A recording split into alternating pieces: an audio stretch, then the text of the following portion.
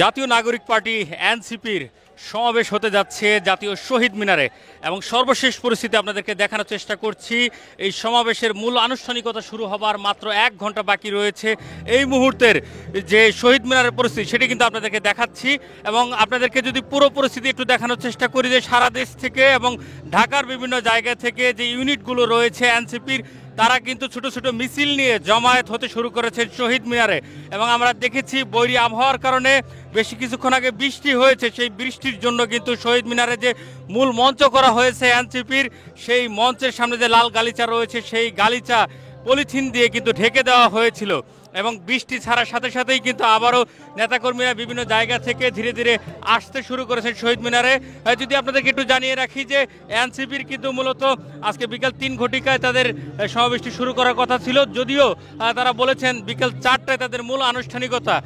এবং সেই প্রেক্ষাপটে কিন্তু নেতাকর্মীরা বিভিন্ন জায়গা থেকে জমায়েত হতে শুরু করেছেন শহীদ মিনারে। এবং আপনাদেরকে আরেকটি তথ্য দিয়ে রাখি, শুধু আজকে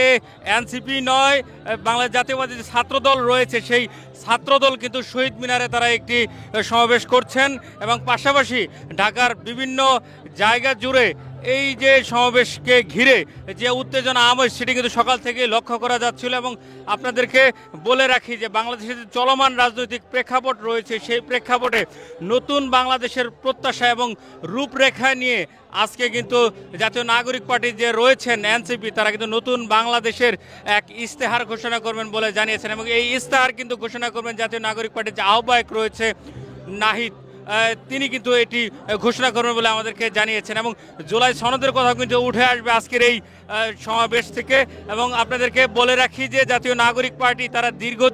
সময় ধরে অর্থাৎ 1 মাস ধরে 64 জেলা পায়ে হেঁটে তারা কিন্তু জুলাই পদযাত্রা করেছেন এবং সেই পদযাত্রা শেষ করবার মাত্র 3 দিন পরেই কিন্তু তারা একটি মহাসমাবেশ করতে যাচ্ছেন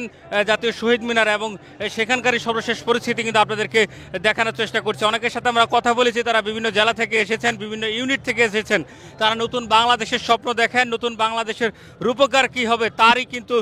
নতুন বাণী তারা শুনতে চাচ্ছেন আজকের এই শহীদ মিনার থেকে। মূলত এই 3 তারিখে শহীদ মিনার থেকে কিন্তু 1 দফার ঘোষণা এসেছিল এবং সেই জন্য এই শহীদ মিনার থেকেই কিন্তু জাতীয় নাগরিক পার্টি এনসিপি তারা বলছে তাদের যে নতুন বাংলাদেশের ইস্তেহার সেটি ঘোষণা করবেন এই শহীদ মিনারে। প্রথমে কিন্তু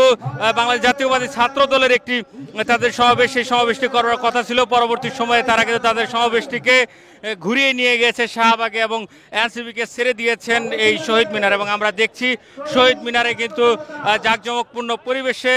এনসিপির যে সমাবেশ সেটি কিন্তু অনুষ্ঠিত হতে যাচ্ছে এবং চতুর্দিকে যদি আপনাদেরকে একটু দেখানোর চেষ্টা করি, এখানে রয়েছে এলইডি স্ক্রিন রয়েছে এবং সেই স্ক্রিনে সেই জুলাইয়ের যে স্মৃতিগুলো সেই স্মৃতিগুলোকে কিন্তু তুলে ধরা হচ্ছে এবং সার্বিক পরিস্থিতি যদি আপনাদেরকে দেখাই যে নিরাপত্তার স্বার্থে পুরো জায়গা জুড়ে কিন্তু এক নিরাপত্তা বলয় তৈরি করা হয়েছে। আমরা দেখেছি পুলিশের টহল টিম রয়েছে, এখানে র্যাবের সদস্যরা রয়েছে। কিছুক্ষণ আগে এখানে বম ডিসপোজাল ইউনিটের যে সদস্যরা তারা এসেছিলেন এবং